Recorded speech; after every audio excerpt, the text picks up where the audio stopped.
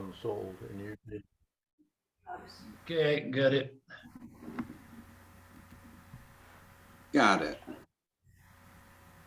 Enough with the chit chat. We're being recorded. Yeah, better mute now.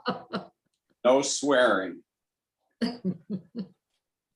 Life treating everyone okay? Doing fine. All good. Oh, good here. You Hey, too? Mel. Hi there.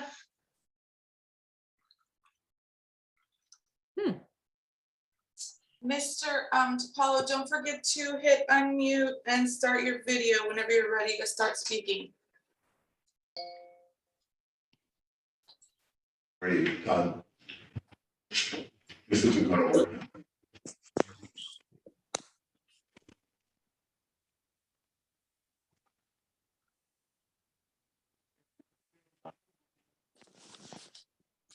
Why we just got done on the screen? All right, we'll see if this works. Sometimes it does. So where's David? What are you? Yes, No, not now. you might want to ask if everybody can see it. We can see it, you're good. Yeah, we can see it. Okay? It's okay. All right. Well, thanks for attending. For those of you that don't know, my name is Bill DiPaolo. I'm on the board, BRD. And thank you for making this effort.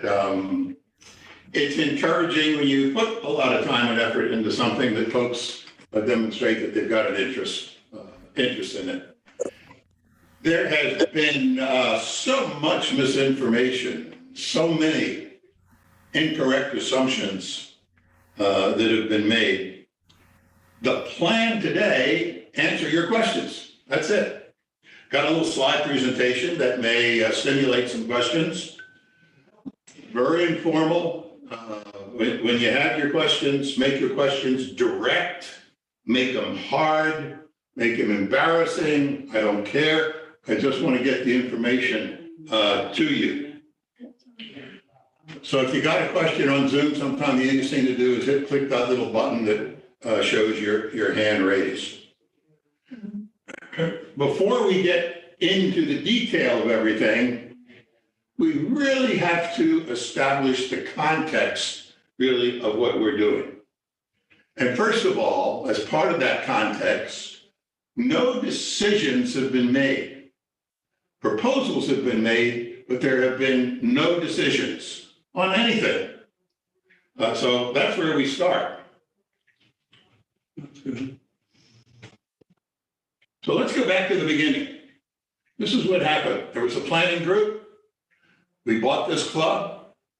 We said the club would generate an operating surplus annually, and it does, and a nice operating surplus. We said there'd be no assessment for the next 3 to 5 years, while there was a long-range planning group, a marketing group, focus groups, surveys, all designed to help us create a long-range plan, which after these surveys, advisory groups, we created a mission statement. This is what we're about. Now, I read this at the other meeting. I'm not going to read it again. These are the instructions you gave to the board. The mission statement doesn't say do the minimum. Mission statement doesn't say just do enough to get along. The mission statement uses adjectives approved by everyone like exemplary and preeminent. And that is what guides us. It really is our core criterion on the proposals that we make to you. Now, as we went through all this, created the mission statement, the long-range planning, et cetera, we created a master plan. The master plan was presented as it was being developed to everyone. There were a number of town hall meetings on the master plan. Included in the master plan, if you look at this diagram accepted by our membership, there are 3 new buildings. There's one behind the pro shop, number 11. There's another one by the tennis courts, number 16. And number 7 is a new car barn. So these are all the things that we, a year ago, kind of agreed on.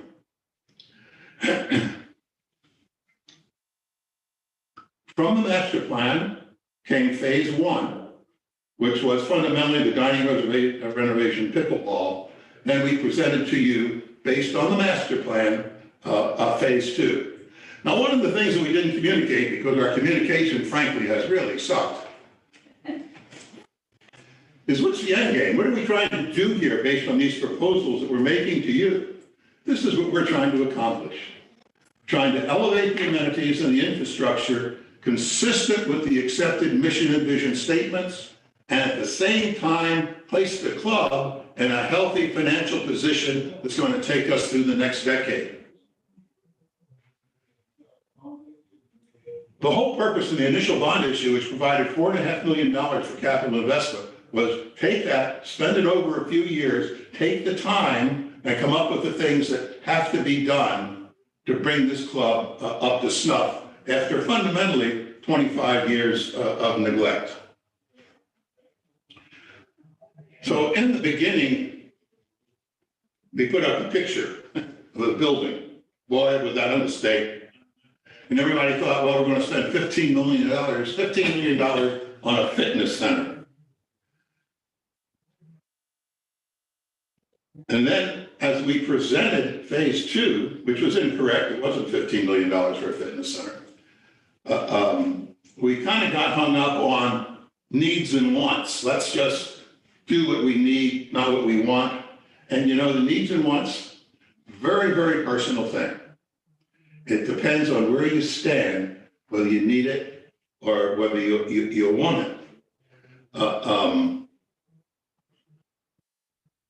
We all chose to live in University Park. If we were just concerned with our shelter needs, we would be living in double wides on Route 70. So we wanted a little bit more than we needed. University Park gives us more than we needed. So rather than get all hung up on needs and wants, maybe we should focus on what is best in the long-range future of the club, the members today, and the members tomorrow. So the objective of the RD is not to find temporary solutions.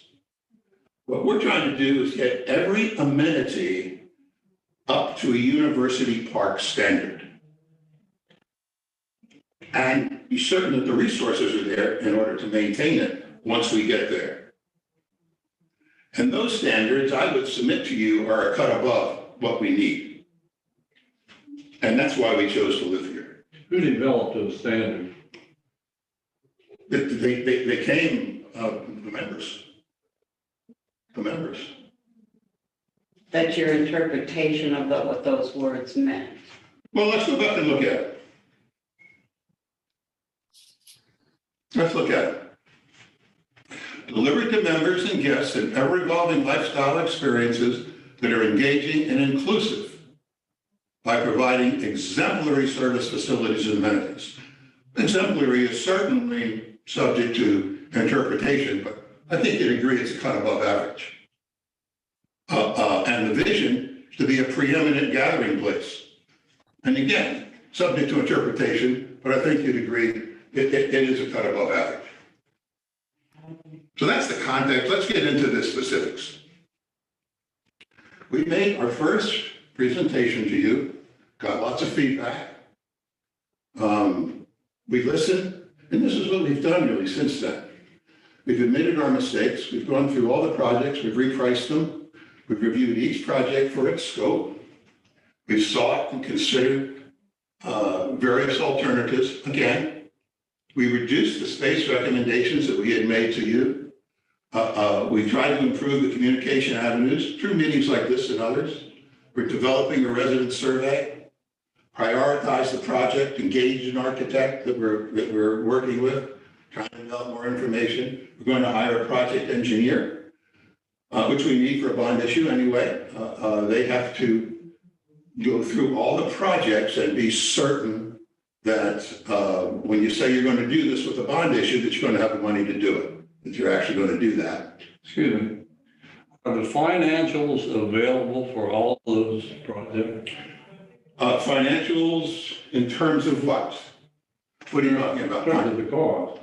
Sure, yeah, they are. As we get through them, I'll go through them with you, okay? Okay. All right? These are the projects that we're talking about. The project list has been substantially reduced. Let's start with the kitchen, approximately $1.9 million. Now, how do we arrive at those numbers? We have talked to architects. We have talked to developers. We have talked to contractors, more than one. And they tell us that building and remodeling, and this is how we develop the numbers, so I have some more detail if you'd like to see it, is going to run about $400 a square foot. We've increased that in terms of budgeting for the kitchen to about $500 a square foot because it's a lot more complicated. There's lots of pipes, and electricity, and drains that are in the kitchen. Another question. The equipment, We've been, let me go through this first and then you can, okay, sure. go through this. The equipment, we have an equipment list from Edward Don, kitchen designers, kitchen equipment suppliers, about $700,000 worth of equipment. Bulkheads and bridges. This is a various number of projects. I don't have the complete list with me, but we can get the complete list of what we're talking about. But here's how we get to that. Now, just take bulkheads, for example. Bulkheads are $600 to $1,000 per foot to build. What's a bulkhead? A bulkhead is the wooden walls by the ponds. I thought that. So if you're a golfer and you go to hole 11, you'll see that the bulkhead is, if you step on it, you could fall in the pond because it's beginning to rot away, separating from the bank. Some homes have bulkheads, and there are lots of bulkheads on the golf course, as well as the bridges. The Gulf irrigation system, 4.75. This is a latest estimate that Curtis has received. The lake banks, based upon the pricing, we did the lake banks in front of the restaurant and in front of the pro shop. This is pricing based on those costs. The environmental upgrades, these are a number of projects that have to do with the storage of chemicals, gasoline, fertilizers down in the maintenance area. The parking lot, we have a bid of $750,000 for the parking lot. You had multiple bids, right? Of course. We're required by law to take these now that bid has not been accepted because we're not ready to do it yet. And but we're required by law to go out and get to advertise and get multiple bids. Is that an expansion of the parking lot too? No. Okay. And an upgrade of the varsity club and the pro shop. This is a little iffy here, depending on what the members want. The members have been very vocal about wanting a good upgraded varsity club. The upgrade could be as little as $600,000. But if we want it the same size, then we're talking about probably $1.5 million. That's what we're planning for, based upon what we've been told. Are you talking about the varsity? I'm talking about we have been told, move the pro shop to the existing varsity club. To do that and to freshen up the varsity club, convert it to the pro shop, about $100,000. What was the rationale for the move? Logic, convenience, put all of the entertainment, all the drinking areas together in the most scenic part of the club, and take the golf function, put it together, the pro shop with the varsity club, because we have so many guests coming in. We're doing $3 million a year in outside play. put the backdrop and the pro shop together. Let them That's pay because, for it. I don't mean to interrupt you, but when I look at your chart, it appears that you're saying it's $1.5 million to upgrade the pro shop. What I'm hearing you say now, that's to upgrade the, what, No, the varsity pro. no, well, the plan was, according to the member input, and this was all talked about in the meetings, take the present pro shop, move it to the varsity club. Yeah. All right, so that means that the varsity club would have to be upgraded for the pro shop. That's the $100,000, that becomes the pro shop. Okay? I know, I understand what you're saying now. Okay. When I looked at that chart, before, I thought you were talking about having $1 million going into a pro shop. That's not what that chart says. Yeah, we're upgrading, I should say upgraded. That's not what it's. I should say upgrade the pro shop building What are we going to do? And convert it to. and conserve So to a that, 28. so that we, yeah, Pro okay. shop, the present pro shop would become the new varsity club. Right. That's what they're talking about. They want to take the pro shop, which is sitting on farm real estate. They've got the best view. They're moving that to where the other golf, where the carts are and everything else. So they want to move that down there and then have this over here where all the dining and the outside. And when you say, I'm That's sorry. basically what they discussed at one of the workshops. Yes, but when you say they, That, I mean, the. it's not the board, Well, that's what was it's the presented. input from the members. That's what was presented. How many And then members made that input? Pardon me? When did those members make the input? Well, this has been ongoing in all of our meetings. How many? I've been at meetings and I've never heard a Well, I lot saw- of people sitting up saying, I really want that. Oh, yes. I can't, Well, I remember they showed, I would suggest if you could look at the minutes of the meetings, They you'd see that that's yeah, discussed. they Very showed where they had an outdoor area also. Outside seating from the varsity, and they mentioned something about the center plumbing. They said something about the center, there was plumbing that you could do. Yes, there's a restroom in there, we could expand the restrooms. Yeah. Like- There was a whole detailed thing, maybe, I don't know, maybe you weren't at that. Because I went to a couple of the workshops. I mean, not that I listened to everything people said, but I'm sorry. What happens to the card room? Is there? Good question. We're, What's the answer? needed space is the next, it's the next item. You're gonna, okay, what's going in where the cart barn is? But let me go through this, Okay. and then I think a lot of these questions will be answered. We have general agreement from the membership for about $10 million. And things that have to be done. Did everybody in here run out? No. No. You know, No. in that respect, I mean, I'm pretty active in the club. I've never heard general agreement that, on any of these things. There's a lot of different opinions. A lot of people are opposed to all of this. And I'm not, then I don't play with it. They just be waiting, finish what we started. And then, but to say this is what all the members want, I didn't say that. Yes, you did. David? No, Yes, you did. I said the members wanted the varsity club. I said we have general agreement among the members. You don't. Well. No, you don't. Okay, all right, we're done.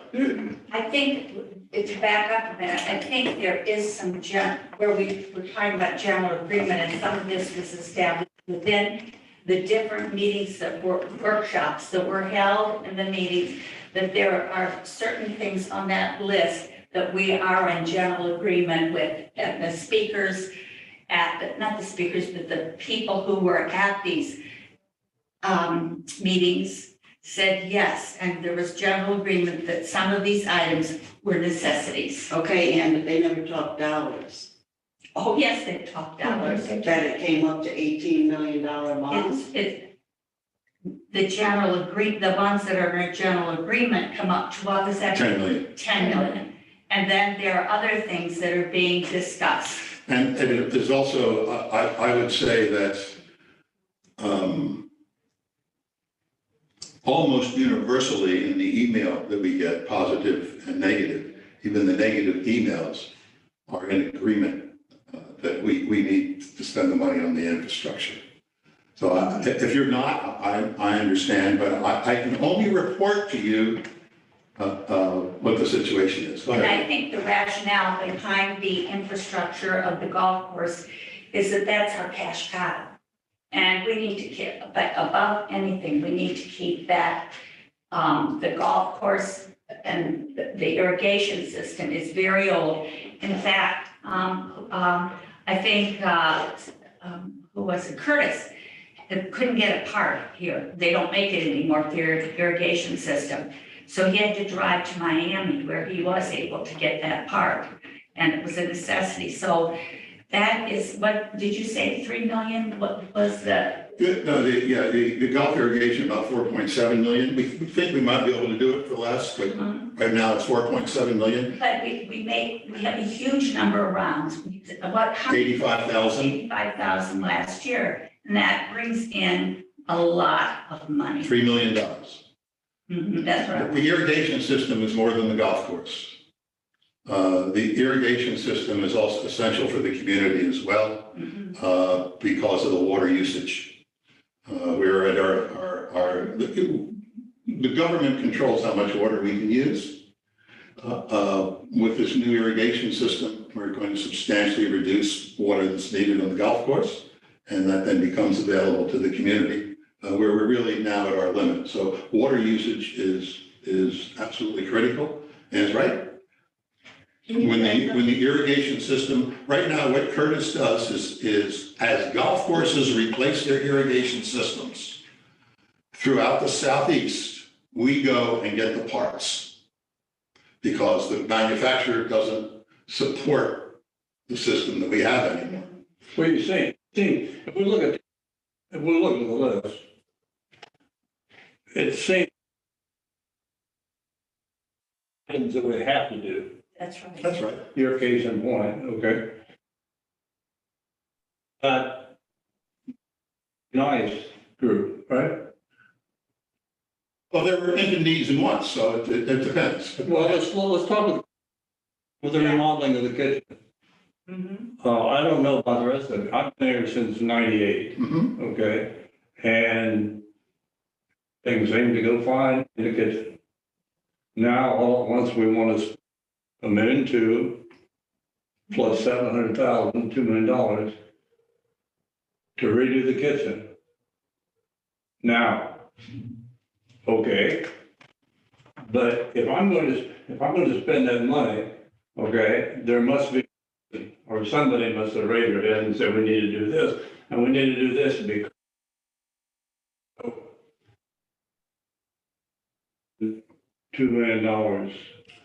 Well, let's start with number one, that our capacity, we have over 2,000 members, and our dining has increased substantially.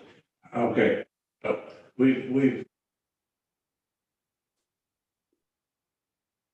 so you've got on a scale, the membership, how much is it going up since 5 years ago? Since 5 years, last year alone, for example, we added 60 new golf members. Every time until we were built up, I don't know how many houses we built. Was that a net 60 or? Net 60. A net 60? Yeah, net 60. Taking away those that we left, okay. And we never, like we do. We have many more eating outside.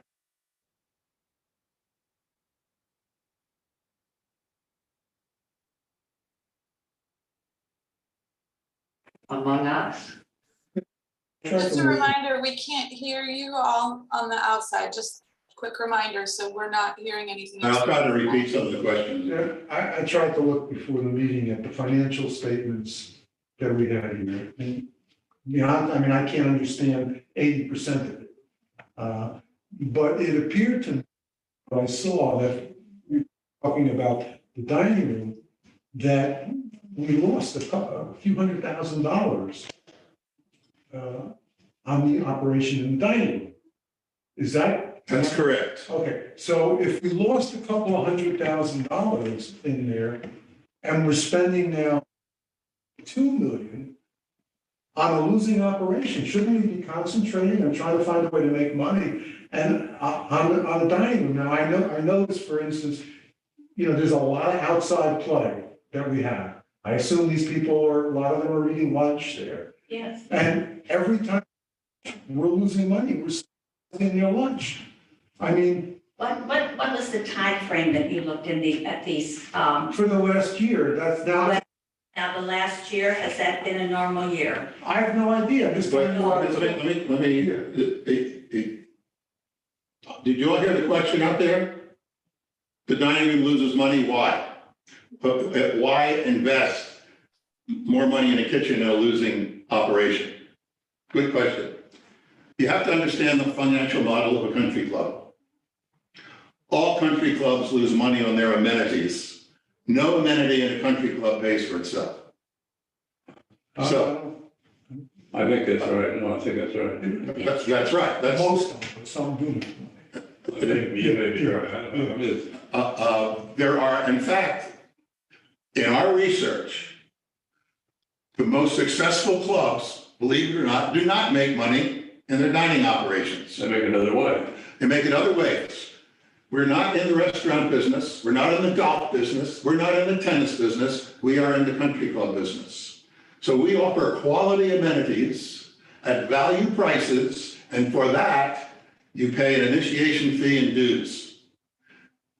And that is what provides the surplus to a country club, is initiation fees and dues. Now, that doesn't mean we go out of our way to try to lose money, but we go out of our way in every amenity to try to provide a better value. For example, in the dining room, we're only open 2 nights a week. We need a full-time staff. Our chef is still full-time, whether we're open 2 nights a week or not. We don't turn our tables any more than once. Now, the reason for that is most members want a dinner reservation kind of between 5:30 and 6:30. And nobody should be rushed.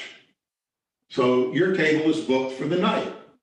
And so these kinds of activities prevent us from being the most productive possible. But you're paying for that in your dues and in initiation fees. So if we're paying the staff to work full-time, why don't we have it open more often so we can make more money? Because the revenues don't support it. We lose money in the food, but with the demand, and I think this season, we'll probably try opening another night. Opening another night, the last time this was looked at was before COVID. Looked at seriously, we'd have to virtually hire another staff, not another chef, but virtually hire another staff to open for one more night. Why? Hours, because we have lunch and dinner and varsity club, and it's kind of spread out. But Bill, my point was that, we're a different kind of country club in the sense that a part of our play and the revenue comes from the outside. Yes. The public. So why should we be, I understand, if we're losing money on members, we're paying the dues, it's kind of a wash one way or the other. Mm-hmm. It doesn't really matter. But why don't we do something to make money off those of the public who are eating it and are not paying dues and are not members? Okay, that's another issue, and it is a point well taken. It is one we have discussed. We have been looking at ways, for example, that the outside players would buy a menu price, pay a menu price, and we would automatically give a 10 or 20% discount to members. That's fine. So, yeah, That's so what I do. those things, the point you bring up is a point well taken. It's one that the board is aware of and kind of trying to work toward a solution that is operationally efficient. All right, Do that. good, I'm glad to hear that.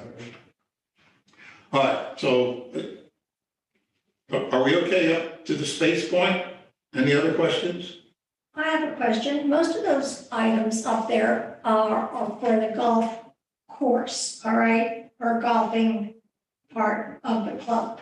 Yep. Now, how many golf members do you have? And what is the golf, dues that they pay or the fees that they pay? Sure. We have about 360 Okay, golf members, all right. and they pay, I'm a golf member, I pay $10,000. Okay, so out of that, how much percentage would you say goes towards the maintenance or the upkeep of the golf course out of that? I would have to look at the financial statements. I can't answer that specifically. Okay, But again,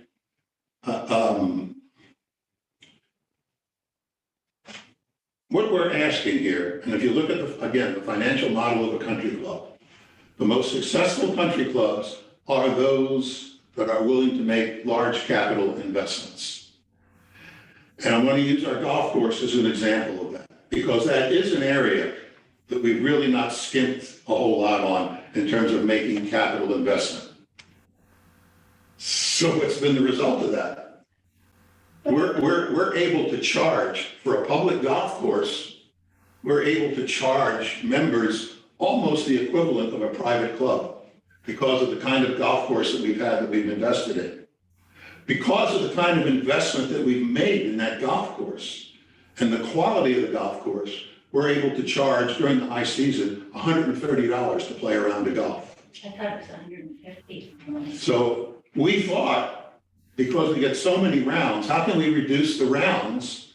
Well, let's raise the fee really high. We'll reduce the rounds, we'll raise the fee 25%, reduce the rounds 10%. Didn't happen. We raised the 25% and the rounds stayed the same. So that's what happens when you make capital investment in an amenity.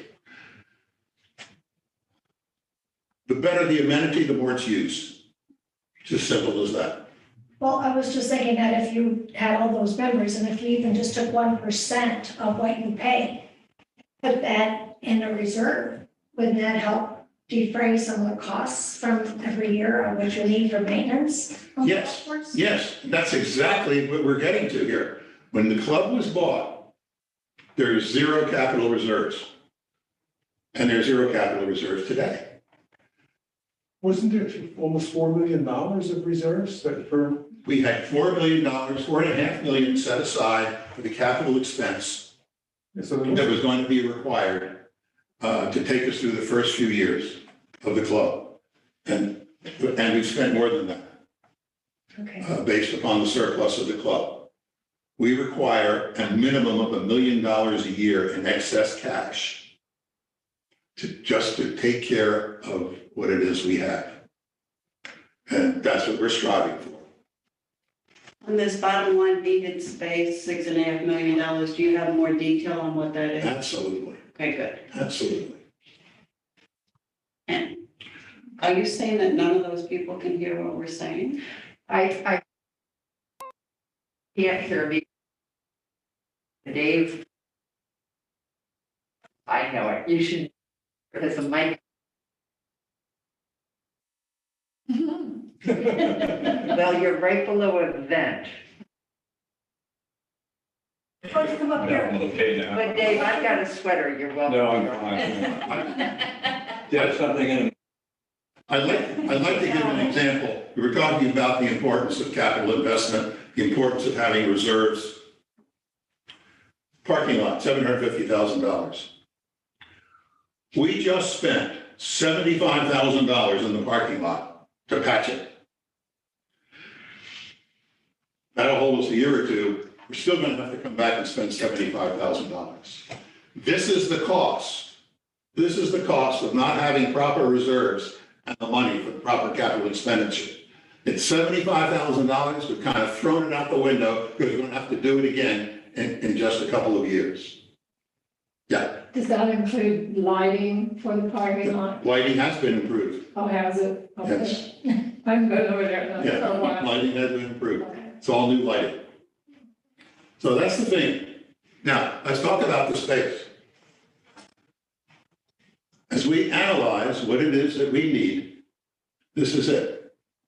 This is space that we need. We need approximately 3,000 to 4,000 square feet for offices. Now, we need that.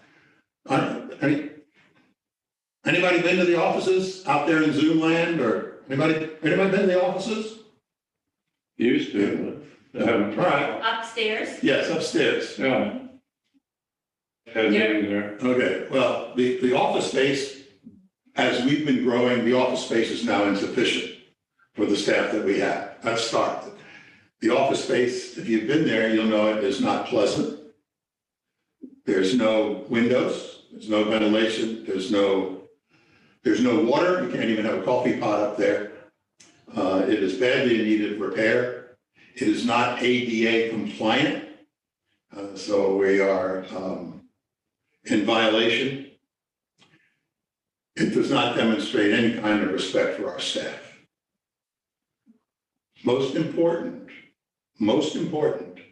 the board feels there is a very large liability to the club for our staff to continue to work in that environment.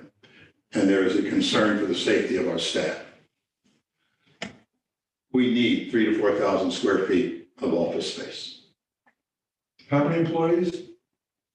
We have over 100. We have maybe 12. Yeah, we have maybe about 10 to 12 upstairs in the offices. Pretty big offices. I'd be happy to tell you how the space is calculated, okay? But let me go through this and then we'll come back and I'll tell you exactly how we calculated 3,000 to 4,000 square feet. Now, keep in mind, if we're going to have new offices, we're not going to make, and the way the club has been growing, and the fact that we're trying to create a plan for 10 years, we want to have a little room for expansion in the offices. I think you'd agree that would be the prudent thing to do.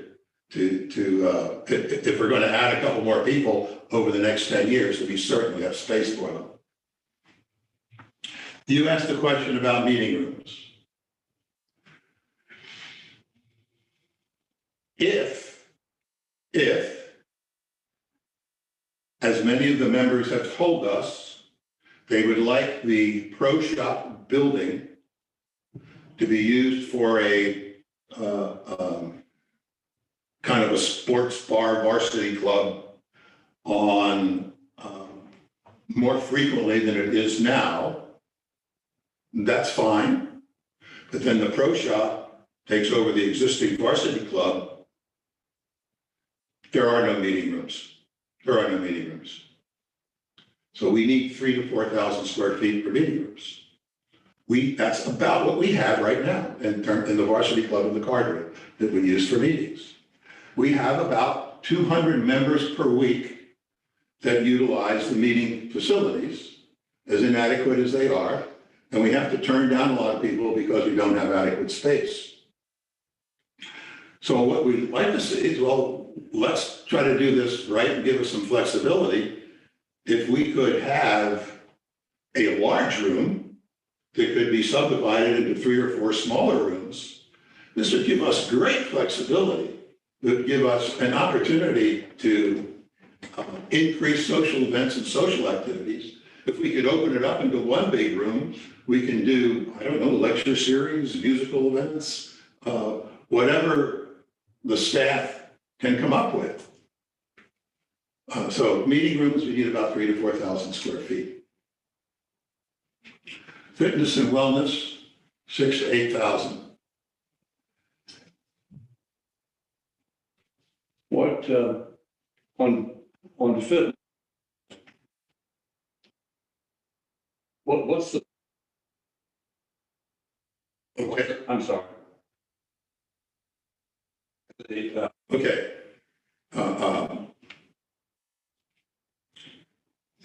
Keep in mind, it's already close to 3,000. So we're saying not add 6,000 to 8,000. We're saying a fitness center of 6,000 to 8,000 square feet.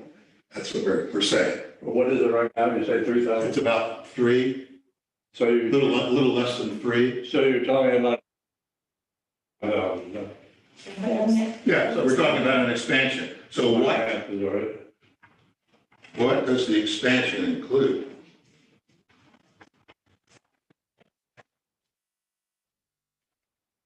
Okay.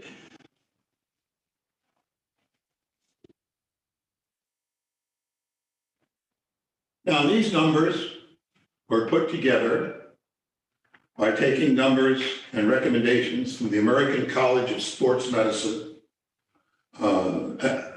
professional designers of fitness centers, and we worked with one who, that's what they do. They design fitness centers for. Sure. Shouldn't that be based upon demand? Oh, yes, absolutely. So let's take a look at it. Okay. We currently have probably over 200 people using the fitness center right now. Well, I never, I go, I can only tell you how many people are paying to use the fitness center. That's all I can do. Do people pay special Yes, they do. for the fitness center? Yes, yes. Isn't that? So we just have- membership? We have, no, Well, for classes, but not for using the fitness center. we have over 100 that are paying, plus those that are checking in that are full members, tennis members, who are using the fitness center. I know we have 50 people who are doing water aerobics all around the club, but.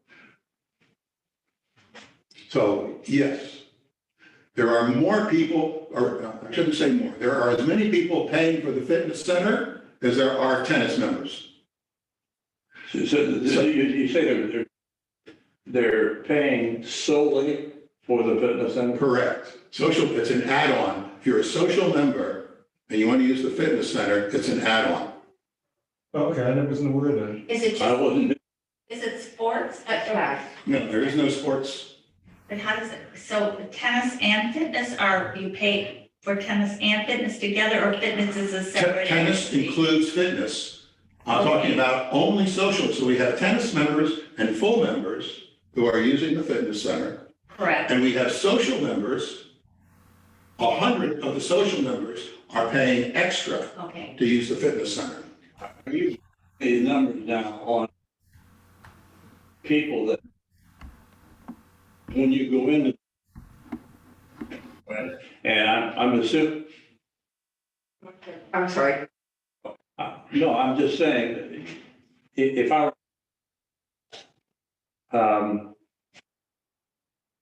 was into the fitness center, plays tennis, They don't. They're supposed to, but they don't. well, they do. They don't. They don't. How do they get past roads? Look, well, if you go in off hours, you have a fob. Oh, I see what you're counting. You have a That's fob. true, that's true. No, You're referring, look, can you just look? All I can tell you is that we have researched this. We're not lying to you. They're based on our numbers. I just, I look at it and I look at it as it is now. Think to myself, well, wait a minute, before we spend, there's much better facilities right down here at LA Fitness. Yeah, well, that's true. And we can use that same logic for restaurants. We don't need a restaurant because there's plenty of them outside the To gate. me, that's different, but Why is that different? well, it's because if you're going to go work out and for an hour, Yes. let's say, you want the best machinery, Amen. you can't do that. You can't possibly have money to do that here in University Park because A, you don't have, and B, you don't have space. No, we don't. No, we don't. So why do it? Do we have a demand? Yes, we do. Yes, we do. Again, we have more people using the fitness center than are playing tennis. Well, In terms of per square foot, the fitness center is probably the most used, maybe not the rest, maybe the restaurant, but in terms of the other amenities, in terms of per square foot, the fitness center is probably the most used amenity in terms of square foot devoted to it. But we're also talking about You know, our social members right now, they pay $1,000 a year. And for $1,000, they have the privilege of eating twice a week in the dining room. That's right, that's all I get. That's not enough. It's not enough. The meeting rooms are going to allow us to generate many more social activities that will be available to social members and events. It is our intention, not decided yet, but it seems we're moving that way, that if we can expand the fitness center, we can then provide that to all social members as part of their membership dues. Well, that was the way it was for many, many years, and they changed it, and the fitness center still wasn't busy. Still what? Wasn't busy. I mean, I've been a social member for 22 years, and the fitness was part of it up until several years ago. That's right. And you brought up the pool. But let's make one point there. Okay. If our golf course was the same quality as our fitness center, I think most people would be playing at Palm Air. We don't have outside people coming in to use our fitness center. But I'm talking about members. If our golf course was the quality of our fitness center, I would not be paying $10,000 a year to play golf Here we go, it's primarily a golf course. I mean, we could have a theater and all kinds of other things. Yeah. But it's what are you primarily interested in?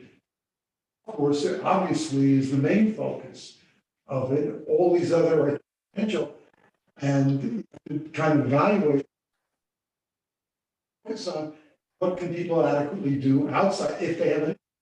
Yeah. We can have a theater, we can have all these different things, but if you want to go to the theater, Yeah. go down to the Ascot. But there's only 35% of our members are golf members. Just 30. No, I know that it's not, but Yeah. but it's primarily. 10% of our members are tennis members. And your point? My point is that there is not a majority for anything but the restaurant. So that if we don't have as our objective to be a quality exemplary club, and if we selectively choose amenities, we get nowhere. We get nowhere. People. So what we owe as a club, as a board, according to the mission statement, we owe the golf members the best golf facility we can have. We owe the tennis members the best tennis facility we can have. Mr. DiPaolo, I have to step away for a second, but David W. has his hand raised. All right, go ahead. Fire away.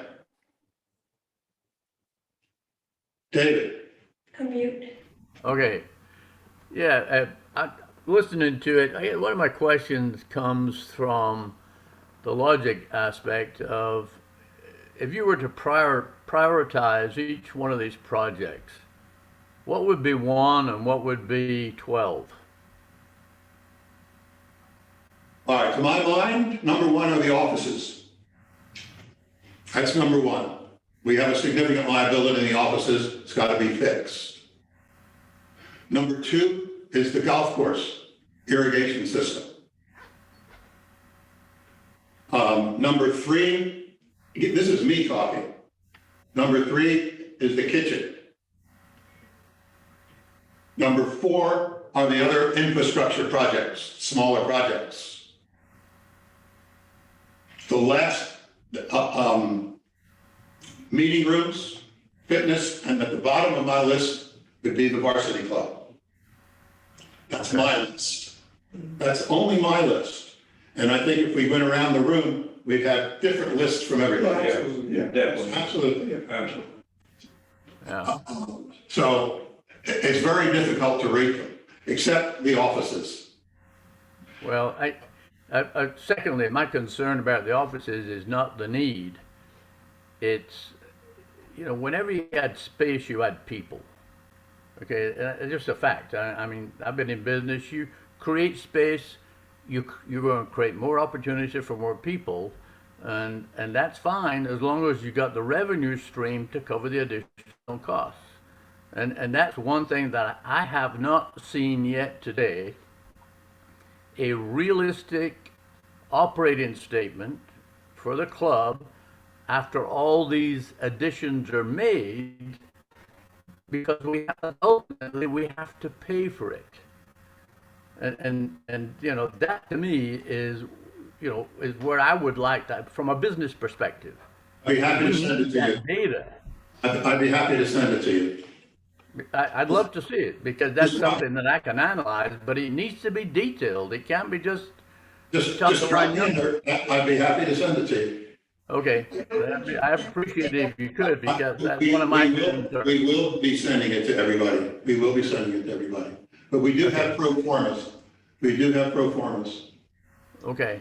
We have the pro forma, and we're also working on, which we think is very realistic. Our pro formas in the past have been right on the money.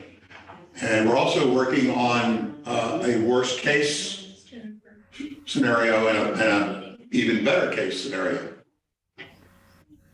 The bottom line for you, however, let me just give you the bottom line, is that we estimate that by making an investment of $8 million in our capital expense, that we will be able to generate over a couple of years, increased revenue of a minimum of $1.5 million. Per year? You've done this. Yes, sir. Sure have. I see that. Sure. Year zero, you've got X number going out, Does and then it's going, how many years? We've gone out, yeah, let me get through this and I'll show you Internal rate. I'm just going to show you where our reserves would be and how it's really just a big overview of where our reserves would be, like say in 2027, based on that. I don't know if Don raised his hand. All right, here's the important point.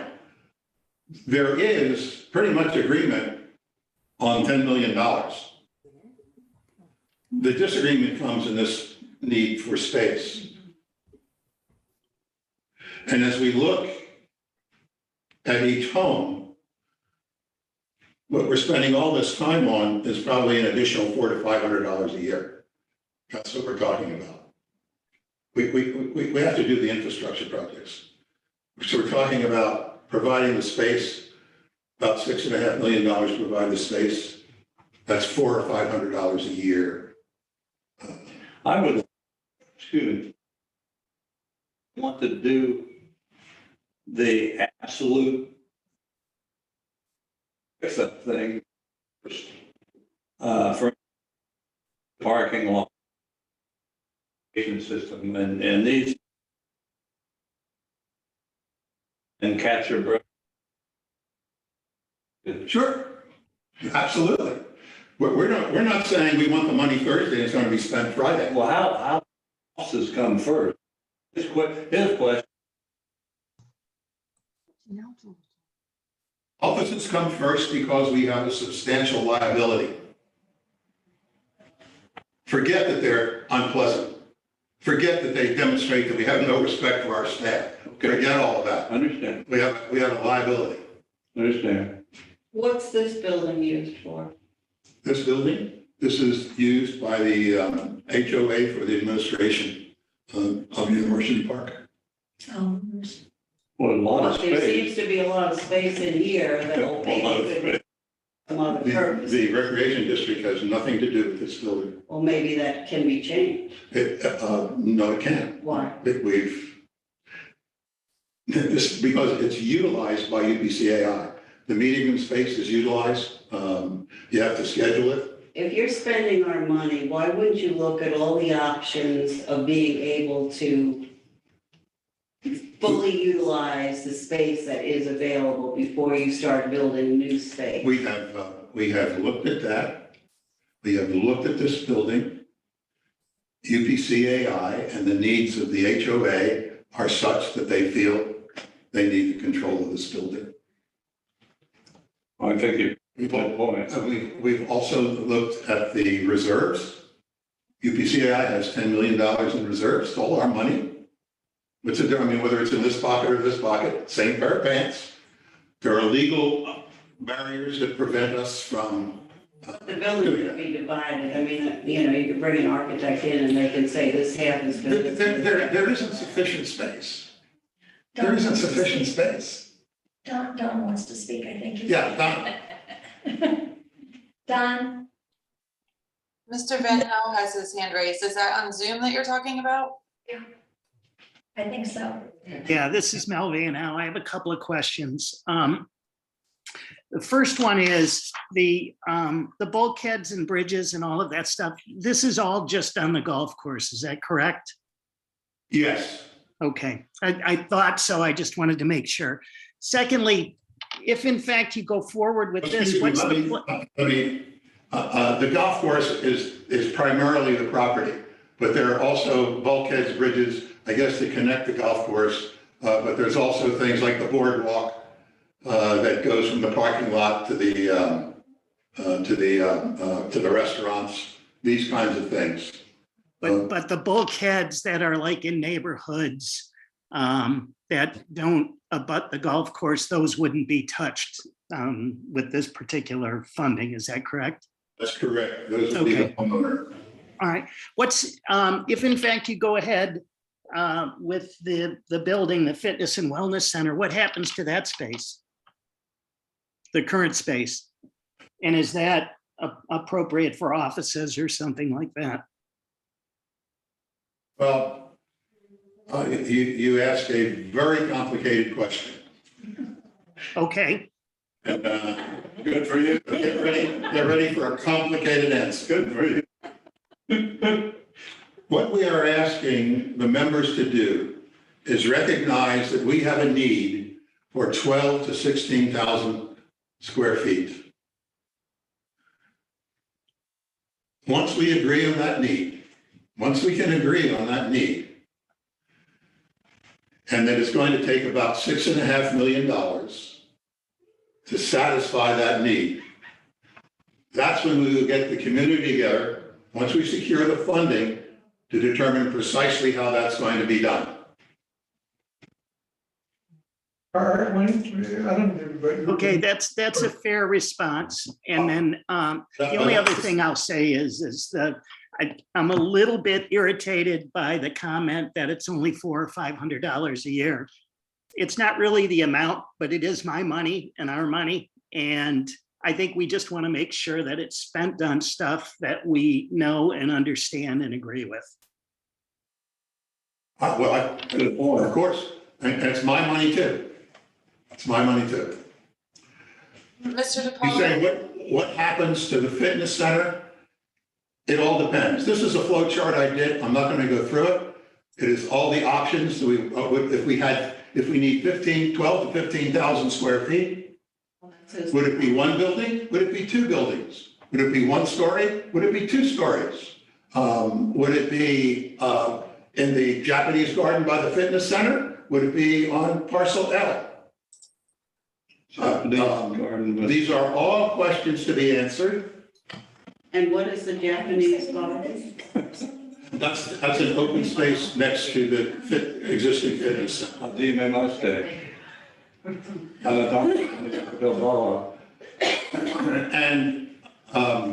that says demolish the fitness center. So that building would be demolished without any. Under one possibility. Only one scenario. Under one scenario. So it's demolish the fitness center, yes or no? They were trying. So my point being is that the question Mel asked is very complicated to answer that. It depends where it is. If we build it where the fitness center is now, maybe we would only have to add 12,000 feet. If we build it on parcel L, we probably have to be 15,000 feet. But these would be questions that would be decided by the membership, not by the board, but by the membership, once we can agree that we have a need for this space. And once we set the funding mechanism to satisfy that need, and we set the budget parameters, those people who have experience in the design, in the development, in contracting, would come together and begin to make these recommendations to all of us. So would we be doing that before we raise the bond or after? After. What, so you're raising a bond basically and the money before you really know how you're gonna be utilizing it or over what period of time? Exactly. That's a good point. That's exactly. We can provide 15,000 square feet for $6.5 million. But we don't know why we need it because we see space that's not being utilized.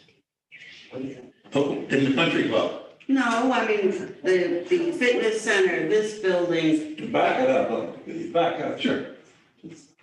I think that's what you want. I mean, it's, you're asking us to tell you, yes, we agree with these numbers, but you're not giving us any What the numbers are gonna definition represent. of what's gonna be used for. You're saying, okay, you give us all this money, and then we'll tell you how we're gonna spend it. Okay, let me give you that information by category. Let's start with the offices. Rule of thumb, an office space, rule of thumb, office planners, 200 to 250 square feet per person. That's That's a hell of an office. That's not it. that's not an office, that is office space. So let's see how it breaks down. If you have a large office, which we haven't calculated, but just so you understand, that's 200 to 400 square feet. Medium office, 150 square feet. Small office, 90 to 100 square feet. These are what the averages are. And if you have open offices, you need 60 to 110 per person. Have you specified each one of those spaces? Yes, if you have a conference room, you need 50 square feet plus 25 square feet per person. A reception area is 100 to 200 square feet. A break room, 75 square feet plus about 20 square feet per person. Storage, about 200 square feet. Halls and corridor, 20 to 30% of your usable space goes to halls and corridor. When you total this all together, 15 employees, few more than we have now, 15 employees with average size offices, not closets. Well, how much? Average size offices are in the 100 to 150 foot range. So how many of the employees could be in cubicles? What, There would be a combination of combo open and private offices. I think we would have, 8 private offices today and 4 in cubicles. And 15 employees, average size space, combination of open and private offices, 3,600 square what feet. you're saying today, but we only have these employees. And is Fested one of those employees? We're going to build new offices. We need something to go over a 10-year period. Yeah, no, but I thought you just said now, this is what we. They're looking now for over a 10-year. Is the general So manager? it's 3,600 square feet, so. Okay, That's, I'll buy that. I'll buy that, okay. Meeting space, let's talk about the meeting space. How do we calculate that? 3,000 to 4,000 square feet. If you have 600 square feet, that's 50 to 60 tables. 50 to 60 people at tables. That means in 600 square feet, we could put 10 to 15 bridge tables. It would seat 600 square feet, would seat 75 people with comfortable seating. 600 square feet, you have about 100 people who are standing. 2,400 square feet gives us 300 people seating, little extra space for storage, et cetera. You're going to be right around 3,000, 4,000 square feet. That's how it was calculated. Fitness.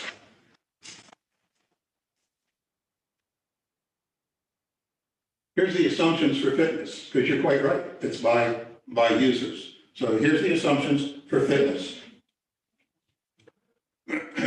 National surveys tell us that when fitness is part of an amenity in a community, it's utilized by approximately 20% of its residents when it's included as an amenity. Is that here now?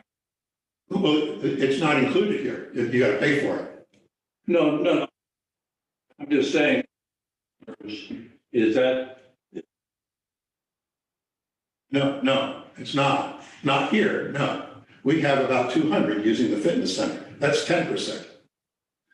All right, so when it is included as an amenity, which we're proposing to include it, social membership, typically 20% use it.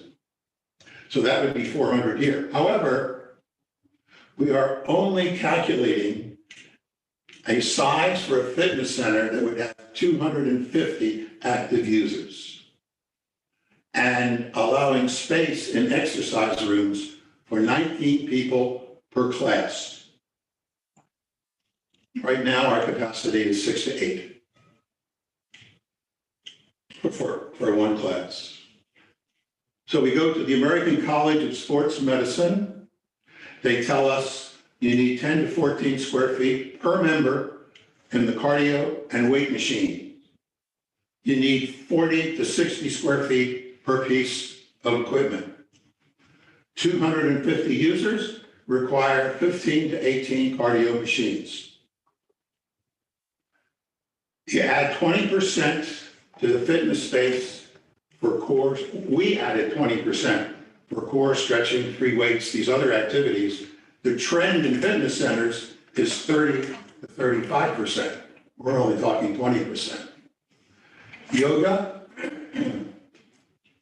20 to 25 square feet per person. Pilates, they need an 11 by 6 per person. Spin, 25 square feet per bike. Add it up, 6,000 to 8,000 square feet. That's how we get to the numbers. all right, okay. All right? I keep coming back. This issue, or not issue, but. In the classes, are people, I haven't gone to a class for a long time, are they completely filled, or do people go on waiting lists? I mean, do we have a huge demand for, maybe you know, Deborah, because you're up there. See, that's a good question, right? During the season, you know, the girls are out there on the patio. Yes. They're out there on the patio because there's no room inside. How many? I would guess there are 10 or, I've seen out. I don't know. Yes, there is a demand. There is a demand for it. You know, we talked to our fitness director, and there are people who come in and there's no room, so they just don't do it, or they don't do it anymore, or they go to LA Fitness. You have to remember too that our function as a country club is we are a social organization. Let's see, that's a point.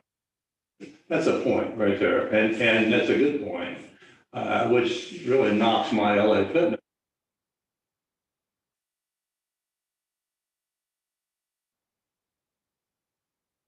That's what they tell us. Yeah, I That's think what the college told us. So, so we don't have the specific plans, but we certainly have the input. We are going to try to develop, and here's the problem with getting specific plans. You saw all the options that are possible. If we got plans, the floor plans, specific enough so that we could get firm bids, you're looking at the $200,000 range to do that. And then we get that and people don't like it. So what we're saying is, first, tell us you agree that we need this, then we can go out and spend that money. We can get the people who are the experts within our community who can guide that process. Now, The $200,000 to get the specific plans you would spend with who? with an architect, Architect to design it.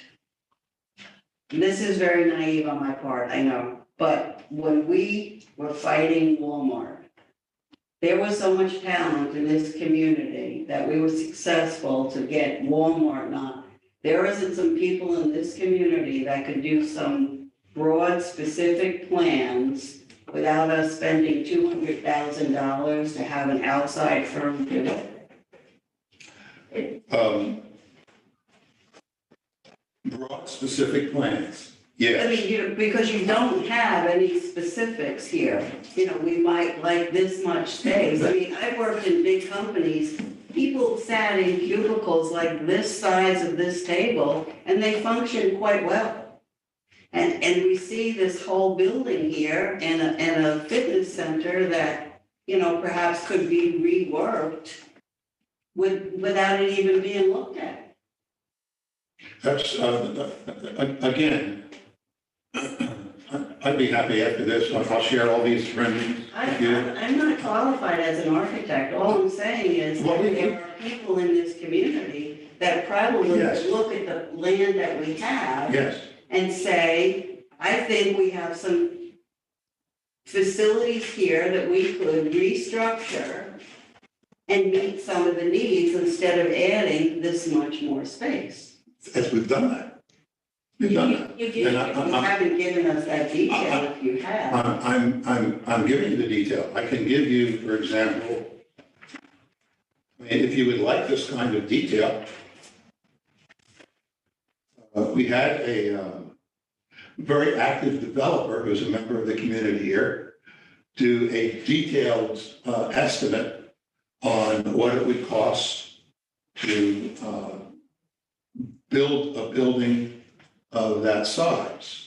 Yeah, but you haven't had the detail done of what we could do with what we already have, That's not true, okay? because it included one of the options was where the existing fitness center is.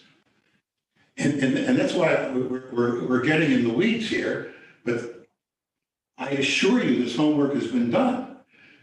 This individual said the best thing to do is to tear down the present fitness center rather than remodel it and integrate it into a building.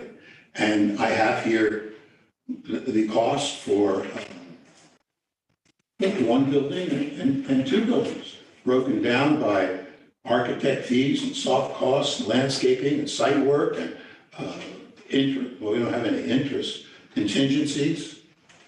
That's how we arrived at the $6.5 million.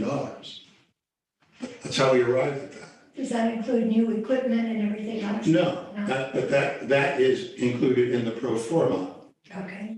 for the incremental cost. When you build 15,000 square feet, there's going to be incremental costs. All of a sudden, you got to pay electricity for 15,000 square feet. But we've included that, and we've looked at that in the pro forma statements. The email that I read said that we put this project on hold because there is so much concern from the community. So if there's so much concern from the community, it's either that the community is not being informed appropriately, or the community feels that there's some other options that may need to be looked at. And what you're asking is that they approve X amount of dollars, whether it be 10 million or 18 million, and then you'll give us the details after. And from my speaking, that's where my concern is, because I don't think it's appropriate just to say, yes, we'll give you that kind of money and then you figure it out later. Because we went through that when we bought the club. And we thought that we were buying it and that there was enough money there, as David said, that there was another $5 million in reserves, and now we're saying that we don't have that. So from my perspective, it looks like the money's just been pissed away. And my concern is that it's going to happen again. Well, see, this is the difficulty. I understand that perspective, because all of us here live our lives. We didn't come here to be managers of a country club. Every one of your questions has been answered in all these public meetings. Every dollar, I've been at several of them. but see, you can't be at several. Every single dollar that has been spent is accounted for, it has been made public. It's posted on the internet, hard to find, and is available to you. So, Well, how do we find that? Can you enlighten us on that? Sure, a lot of it is in the minutes. Yeah. A lot of it is in the minutes, and we're trying to, we are trying to break that out now on the website for everything that has anything to do with this, with this project. We will soon have a tab on the web for finance, where you will see the pro forma statements that we've done. We'll probably put up the detailed estimates for a building. And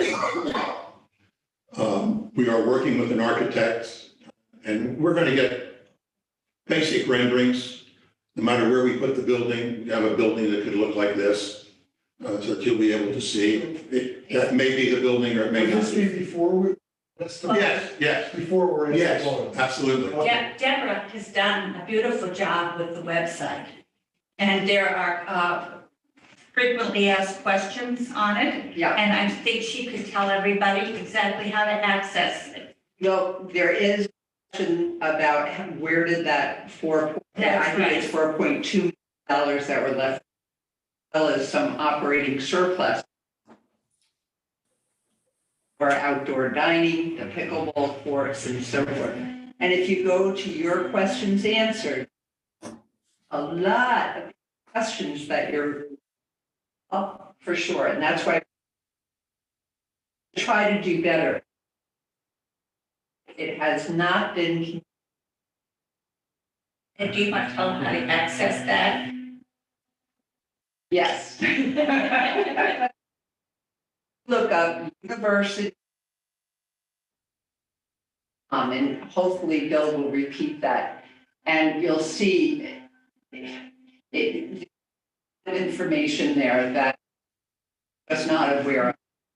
And we've It's a been guilty website of, that's sending you. we've been guilty of not, we're not spending it because, we're here retired. That's right, it's not your job. It's not, but I mean, I did, yesterday and today, I did go to the site and I looked at, I have to say, a lot of it is there that we're asking, a lot I couldn't find and a lot I couldn't understand. I went through the order of statement, and I'm not an accountant. I went through that thing, to me, it was like Greek.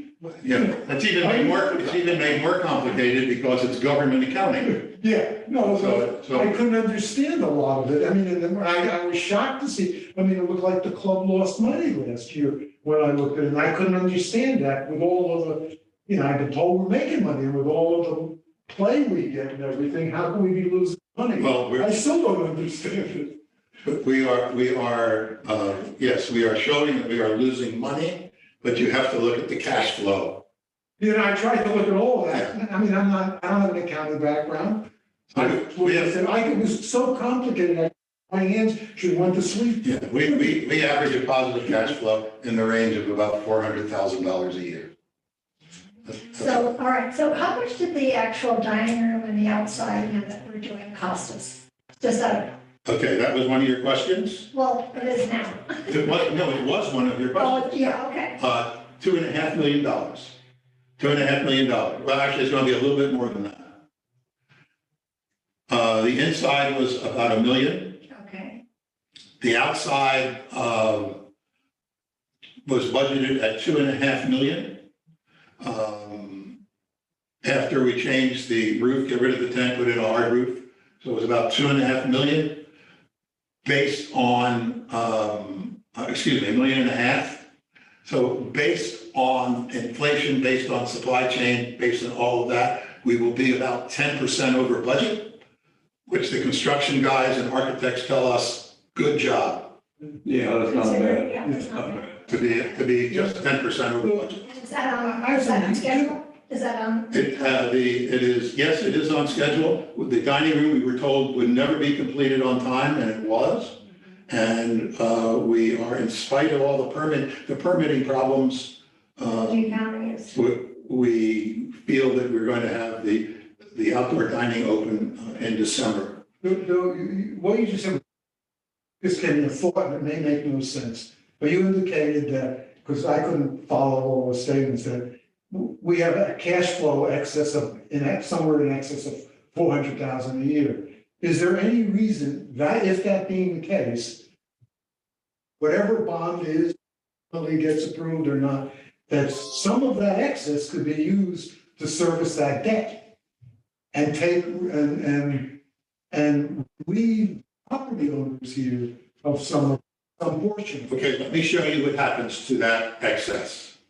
And it's really in this chart. This shows our sources, uses, and then our capital reserve balance. And the capital reserve balance is really, this was done originally for a $15 million bond. Right. What the bond will allow us to do is take care of our major capital projects for the next 3-5 years. And as a result of that, that surplus that we have is put aside for capital reserves. So that the result is by the year 2027, we should have $4.2 million in reserve so that we don't have to do this again. But that's what we started with, and now you're coming back. No, but we started with a club that had been neglected for 25 years. The money had not been invested in the club. We've had to make all of those repairs. We've had to upgrade all of those facilities. This bond completes that process so that we should now be in a regular maintenance capital expense program. Presumably, once we do these, improvements, for argument's sake, it should also, if we're operating more or less as a business to some extent, it should also result in increased revenues as well. Otherwise, we're like wasting it. It's a waste of money if all this expense isn't going to translate some additional cash flow, some additional revenues. So that being the case, and I don't know how much that would be, and I don't know whether there have been projections, but it would seem like some of the, based on the existing $400,000 a year that you say we're making positive, might be increased to 500, 600, 700,000 going down in the future with these. Couldn't some of that be used in some obviously for reserve, which you need, but couldn't some of it be used to service the bond debt? Well, I can't answer that, David. I can't answer that today. No, but could someone look at that and see? But future boards could look at it. We can't make that commitment today because we don't have any money to make that. No, I'm not asking a commitment. I'm just saying somebody make a projection so that people can see, basically what's being projected. Obviously, whatever this board does, another board could undo it. But nevertheless, if the projections were put together and would show whether, if any, or how much of that, it might be more tolerable, that some of the debt service is going to be. One could project that you've got $4.2 million in reserves. You could take half of those reserves maybe, and I don't know. That would be a decision made in 2027. That's the time to ask that question. So, is there anyone looking at, what you're talking about is all of the homeowners contributing towards the cost. What about all of the members that are not homeowners? Are they participating in the cost? yes, they're the dues schedule for non-residents is going to go up substantially this year, over and above what a resident would pay. And there is a capital charge that will be twice what the residents will be paying. Will that result in a loss of members if they're going to study? No, No. we don't anticipate it will. Then that's a good. The membership and loss of membership, an increase of membership, that's another issue. But we are a club that is pretty much at capacity. How about people that have multiple homes in here? Do they have just one membership or do they have to have two? I believe only one membership, I believe, is required. But the bond payment is for each lot.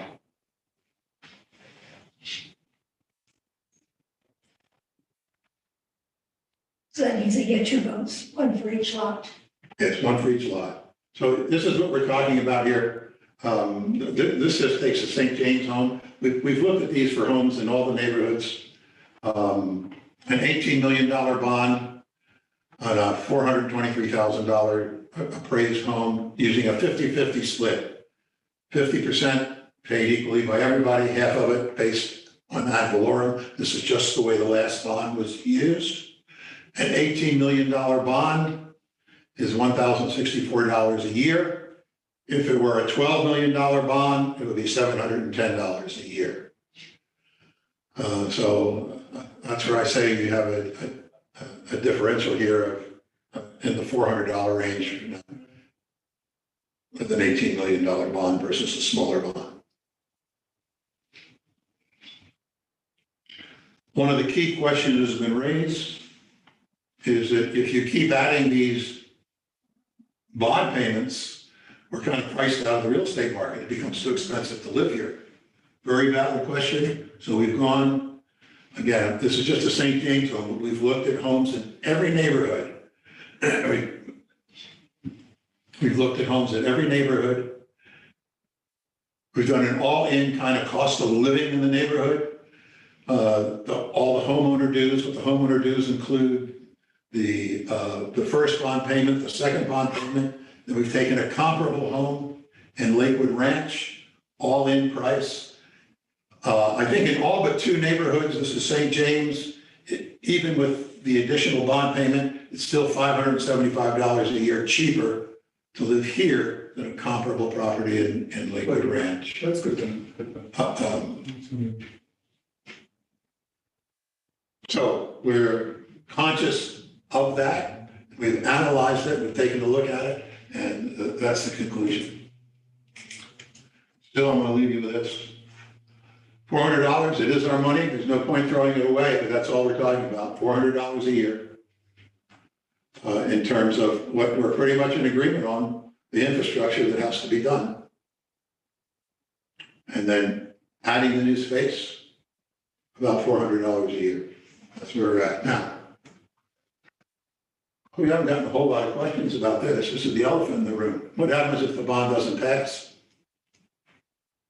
The infrastructure has to be done. It has to be done. The offices, it's got to be done. Varsity Club doesn't have to be done. Fitness center doesn't have to be expanded. It only has to be expanded if you're a fitness member.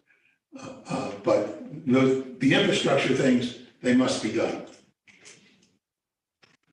So you look at the alternatives, municipal bond, how can we fund this? Municipal bond is the great advantage we have as a recreation district. It's the lowest cost financing. It spreads it over the useful life of the assets that we're talking about. Bank loan, we can't get a bank loan. Our charter forbids it. We can't get a mortgage. Like for a building, or we can borrow money only for up to 2 years. We're trying to get our charter changed so we can borrow it up to 5 years, but right now we're restricted to 2. UPCAI reserves, we talked about that. You got potential legal hurdles to use that money. Annual assessments,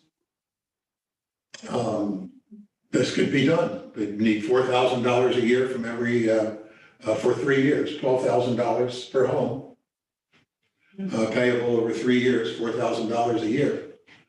That's no good. That doesn't match the user life with the payment schedule. That's no good. We could do 2 bonds. We'd be back doing the same thing for the second bond. And there are a lot of costs in issuing. And there's a lot of upfront cost in issuing the bond. So you waste a lot of money. And then the smaller the bond gets, the higher your interest rate is going to be, because they're a little more, not a whole lot, a few basis points more, but why? The needs aren't going to change. And the needs aren't going to get any less expensive. These are things that we're just going to have to come to grips. Just going to have to come to grips with them. So here's what we're doing. We're trying to get you more information from the architects without spending $100,000. But trying to get more information. And I think we'll get some possible renderings of what a building could look like, no matter where we put it. We're going to engage the district engineer who will evaluate each project. Keep trying to communicate, keep going to neighborhood meetings, and then we're going to be doing a survey. So that's what comes next as we go through this process. This is, I only ask, you all ask very valid questions. Believe, please, the homework has been done. I agree. I mean, it has been done. You put a hell of a lot of work into somebody. We have just spent an hour and a half here, and we haven't even scratched the surface of the detail that's available. That's what we need. Yeah, I mean, and we're willing to provide it. We're willing to provide it. Most all of it has already been provided in the meetings that led up to this. Remember, this has been a 3-year process. It's been a 3-year process that we've gone through all of this. But yeah, we'll do it again. Whatever you need, we're going to try to get to. Mr. DiPaolo, Yeah. I'm sorry to interrupt, but there's been 5 people in Zoom with their hand up for a while. Okay, let them go. Let's go to them. Ari Bortinger is first. Usually you can see the hands here, can't you? Mr. Bortinger, are you there? You'll have to unmute. Okay, go ahead. This is Nancy Bortinger. Hi. Hi.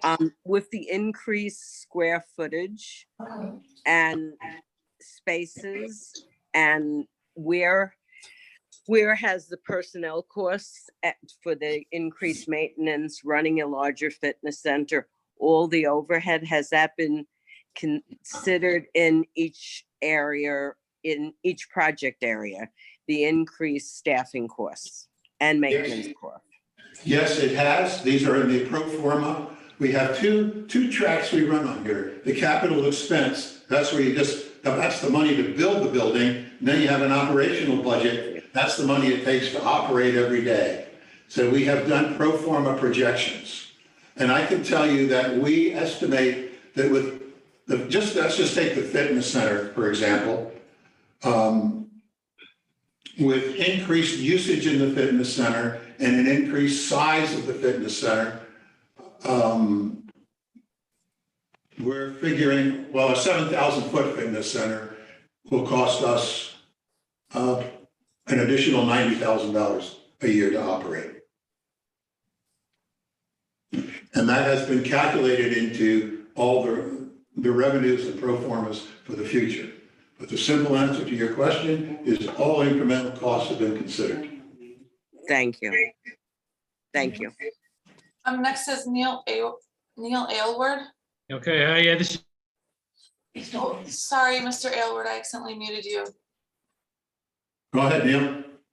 You myself. You're good. I'm good now. Okay, it's a while ago, so forgive me if the question got answered because the audio was breaking up for quite a while. But when you were talking about the incremental need for meeting space, if I understood rightly, some of that extra number that you showed on that chart was driven by this swap of the varsity club with the pro shop. Did I understand that correctly? Well, if the varsity club and pro shop are swapped, and according to the desires of many members have indicated they would like a varsity club type structure that is open more frequently, could be more of a sports bar, a place they could go for a hamburger. That being utilized for that function, and the present varsity club being utilized for the pro shop, we would have no meeting space. Okay, so really that extra meeting space cost is being driven by this proposal to switch the two facilities, right? To a degree, yes. Yeah, okay, thank you. That was my question. Thanks. Next is Donald Bonato.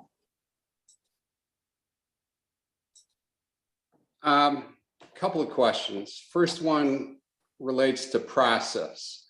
Are you asking the community to pass the bond issue before you have firm bids on cost? I ask that because I'm wondering how confident you are in the cost numbers. Friend of mine lives in Naples, and his community is recently went through the same thing that we're considering here. And they started out with an $11 million project. By the time all the bids were in, it was 18 or 19 million. So I'm wondering how confident you are in these cost numbers. Okay. Here's what's happened. When we came to you originally with a $15 million bond, you said go back, reprice, do everything over again. We did that. So we cut out a lot of projects. So we came back to you with a shorter project list and $3 million more, which is a combination of price increases and interest rates. So we're actually paying more and getting less. When we started this process way back when, we were calculating $250 per square foot.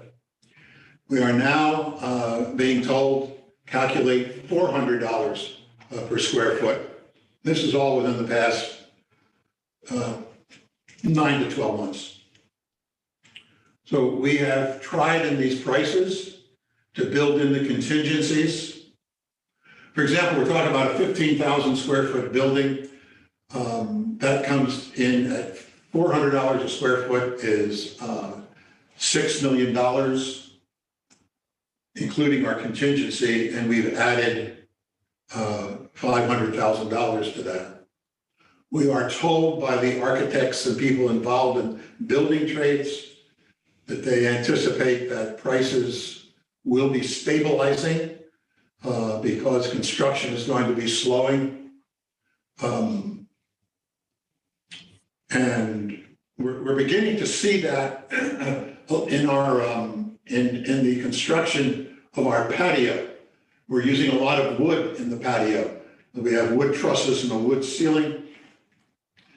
Wood prices have been going through the ceiling, and our contractor, who was very reluctant to bid on it, has given us a firm bid, and these prices are stabilizing. So to answer your question,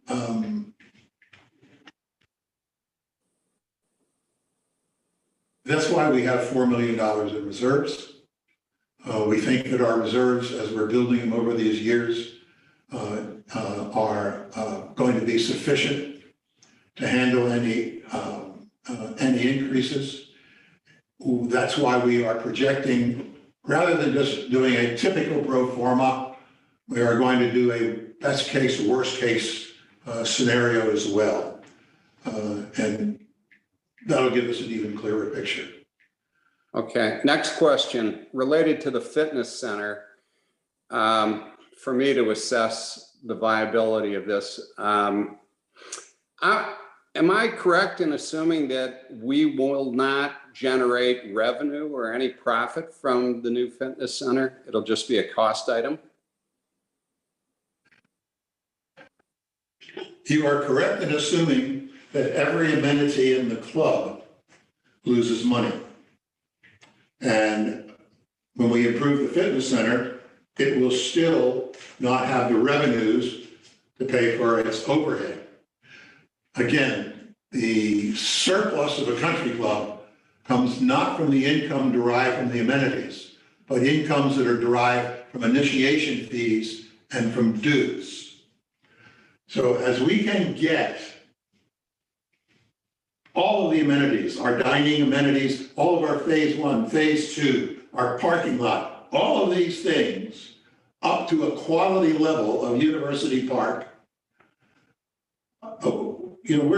we think that we can get a $20,000 for initiation fees for a golf member. They're presently $7,500. They'll be moving to $10,000. We think we can get more, and there'd be comparable increases in other classes of membership. But that's where the income, that's where the increases will come from. Okay, and somebody raised the question about using the facility that apparently people are sitting in today to satisfy some of our meeting room space. And you indicated we couldn't do that because the HOA uses it and owns it. But didn't we give that building to the HOA for free? Yes, we did. Yes, we did. And given the fact that we gave it to them. I only gave it to them by $15,000 so they could do the parking lot. One of the reasons I ran for the board. All right, final question. I'm wondering what projects you cut out. A moment ago in answer to my first question, you indicated we scaled back, but I'm confused on what projects we scaled back on or cut out. Oh, we were talking about 2 extra tennis courts, 2 extra pickleball courts. We were talking about $500,000 for a big green area as you drive into the, as you drive in, so you could look out into a $100,000 water feature fountain. So all that stuff has been taken out. We were looking originally at a complete fitness center that included sauna, steam, lap pool, physical therapy, all things I believe in we should have, but the membership does not, so we took them out. Okay, thank you. Next is Arthur's iPad. Mr. Arthur, you have to unmute.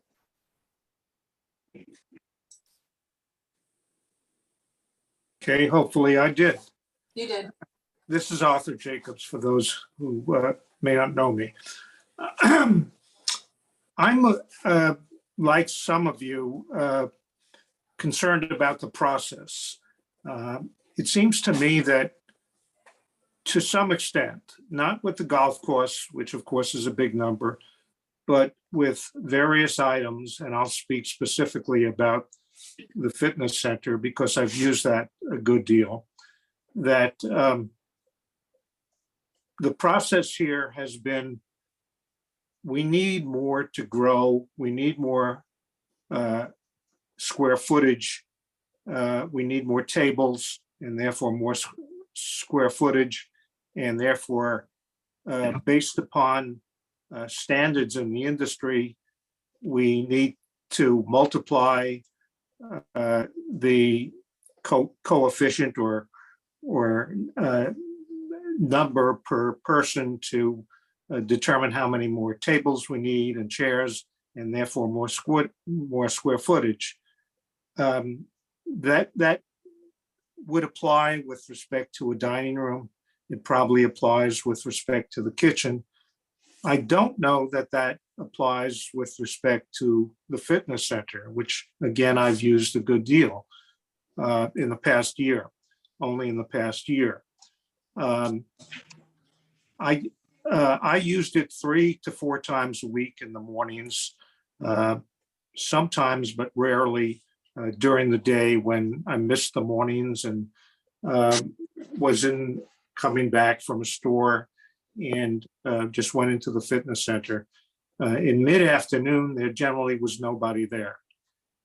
In the mornings, I never had a wait or a delay with respect to going on one of the cardio machines, the running machines, or a pedal machine. I had minor weights with respect to upper arm or bicep machines. I have, along with my wife, Mary Duhan, used the exercise space, and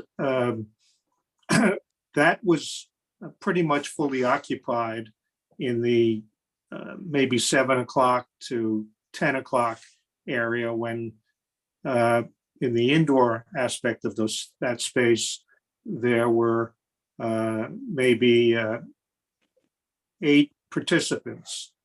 And I understand that if you didn't get signed up early enough, you might miss one of those classes.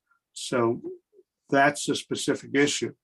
But based upon my experience this past year, I don't know that you need that much more space for exercise. I probably would like to have it because I'd like to see some different machines. But I think that the major issue is for that facility, which is, I think somebody mentioned 3,000 square feet, is sufficient for the community that exists now. And I take it we're not talking about doubling the population or even increasing the population with any great percentage of residents of University Park.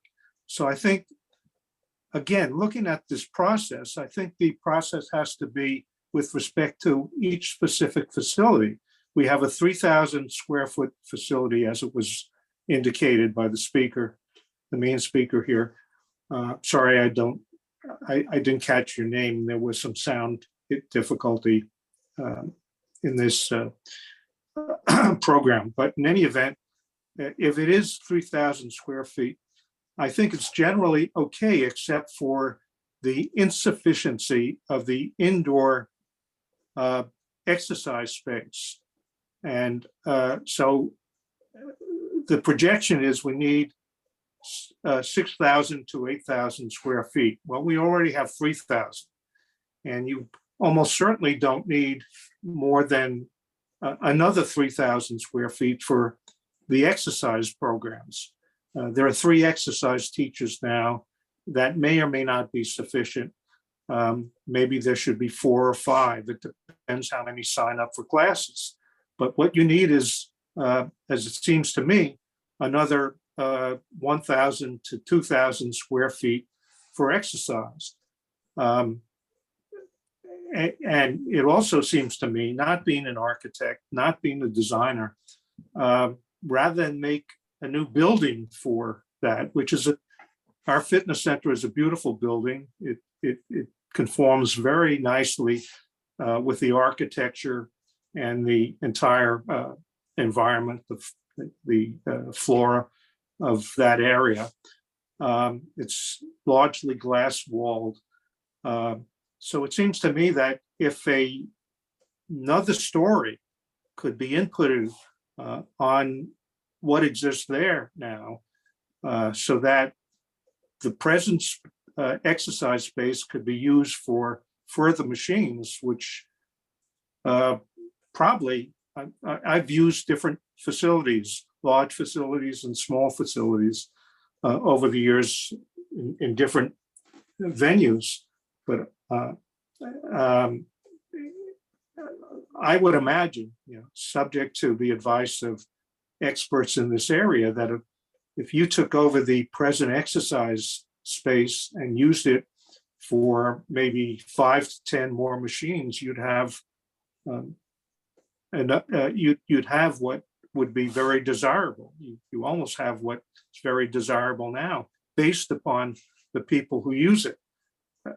I know that there are some people that go to LA Fitness, but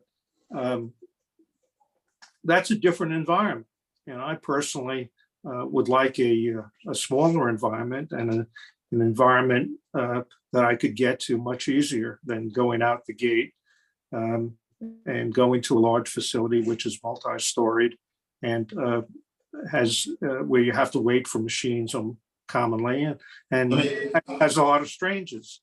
So I just wonder, and getting back to my comment about the process, is whether we should be looking at hiring designers of each unit and maybe have 2 or 3 different designers or 2 or 3 different drawings to solve the problem.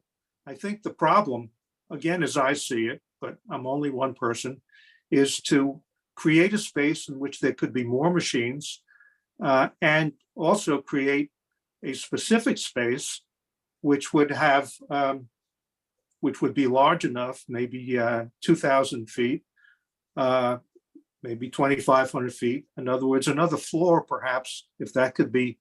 Let me kind of Sorry? We kind of try to jump in here. I understand what you're saying. The shortcomings of the fitness center that you just outlined are exactly the ones that we're trying to correct. How we correct them is exactly the way you outlined, is exactly how we want to correct them. When you total up what is required, it's basically doubles the size of the fitness center. The present exercise room is too small by at least 50%. We're talking about having 3. But how it is configured, when you look at the needs that you just outlined, little space here, little space there, we need a fitness center of 6,000 to 7,000 square feet, allowing for the fact that as we improve the fitness center, usage will increase. Usage will increase as we improve it. So what we're saying is, let's recognize that we have to improve it. Let's set aside a reasonable budget to do it. And then let's do what you're talking about. Then let's get the dollars so we can get the space designed. But respectfully, my point is this, and I was getting to that.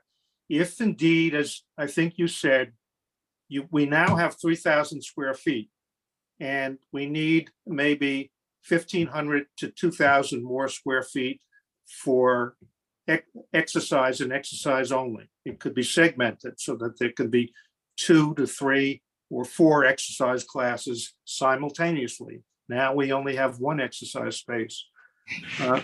If that could be achieved by adding a second floor, then we're talking about either doubling or increasing by at least 80% of the present 3,000 square foot facility.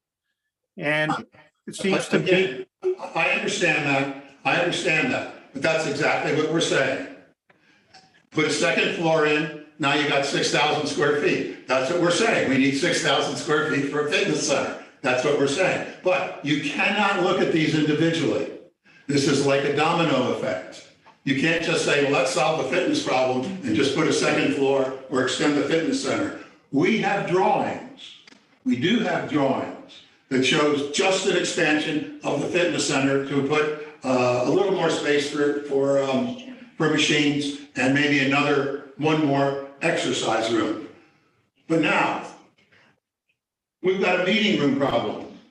Might we be able to take the fitness center exercise rooms and the meeting rooms we have a need for, might we take one of those fitness center rooms and use it as a meeting room too, if we put them together? We've got a problem with the offices. If we put all of this, if we put all of these things, it's all a domino effect. No, I don't agree. I don't agree. If you have 3 or 4 meeting room spaces and it could be opened up to 1, as you know, with those accordion doors.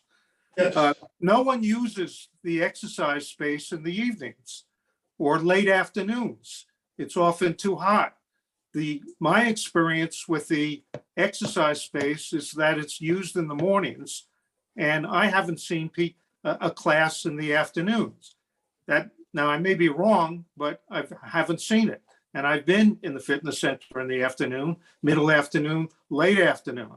Again, Arthur, that's why we say 12 to 15,000 square feet. That's why we say we've got about $6.5 million. We need the space. You acknowledge, I hear you acknowledging that we need the space. You offered one way the space could be resolved. I can offer others. But what I'm saying is we need the people who really have the expertise. They're the ones who will sit down the best way, the most efficient way to spend that $6.5 million. So one of the things they're going to do is they're going to go to folks like you that use the fitness center and say, all right, this is what we're thinking. This is the broad brushstroke specifically. How do you want to allocate this? How can it be utilized? We do that with you. We do that with other users. We do it with Sue. We talk to Rico. We find out the social activities that he has planned that he can do. And all of this becomes integrated. And it is the most efficient way to do it. We can build 2 buildings. It's more expensive to do it that way. We have the numbers. You just said you had an assumption that the $6.5 million was the needed money, and then the best way to use that $6.5 million. Where I'm coming from is, I'm not thinking that we need $6.5 million until somebody demonstrates that we need that much money. And how do we demonstrate that? I agree. I think that, again, my point, if I may restate it, is that with respect to each item, you look at it specifically, you look at what you need and try to then achieve both architecturally and on a user basis, exactly what you need, and try to do it within a more limited budget. I mean, you were talking about potentially spending the money to achieve totally 8,000 square feet. We don't need 8,000 square feet in the fitness center. No one uses the fitness center that much now when It is 8,000 square feet. And if the total space is 12 to 15,000 square feet. Yeah, but you have 3,000 now. So you don't have to pay for that 3,000. What you need is what you need is a new story, because the only thing you need in the fitness center, apart from appropriating the present exercise space for new machines. There are many people who don't want a two-story building on the campus. They say it interferes with the look of the campus. That's why to get into those specifics now, when we have people trying to discuss whether one story, two story, whether 2 rooms, 3 rooms, this is not the time to do that. We need more space in the fitness center. We've calculated that based upon usage, based upon the people you're talking about. We went to the experts and they said, based upon the usage of the fitness center, what is it that we need? The experts have told us. Those are the space requirements that I outlined. They're not off the top of our head. Yeah, but the experts are the people who write sociology books and other books. They're based on statistics. I'm telling you what I experienced. I'm talking about the guy who designs the fitness centers. Yes, but he doesn't go and use the machines as somebody like myself has. Who gives you chapter and verse on the use of that building. Okay, I understand your point. Okay. I understand your point. Are there any other questions? Because we've been here almost 2 hours. Yes, Sandy McClure is the last one with her hand raised. Sandy? His assumption is Yeah, in reference to Neil's earlier question regarding lost meeting space, if there were to be a varsity club pro shop swap, beyond the card room, which is located just off of the varsity club, what additional meeting space is lost? The varsity club. The varsity club itself is used for meeting space other than? It is, very frequently. I still don't. Okay. You know, when I went on the board, I went to Lori Evans, who was the general manager then, and I asked Lori, I said, if you could just have one more thing in this club, what would it be? And I thought she'd say a better fitness center, but she said meeting rooms. Okay, thank you. The pro shop need the whole varsity club though? Perhaps not. Because you could still possibly just divide it in half. You could, you could.